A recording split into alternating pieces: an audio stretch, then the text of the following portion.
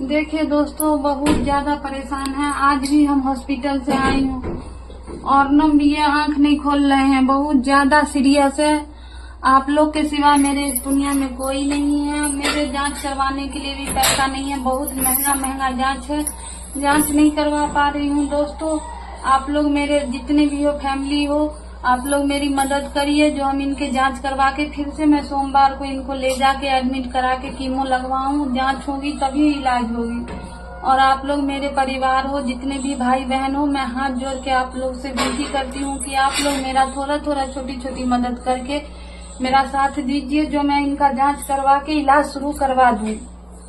भाई बहन जितने भी हैं, मैं सबसे हाथ जोड़ के कह रही हूँ। और मेरे वीडियो को शेयर कर दीजिए। मैं इतना हाथ जोड़ के कह रही हूँ, मेरे वीडियो को शेयर कर दीजिए और मेरे छोटी छोटी मदद करके इतना दीजिए जो हम इनको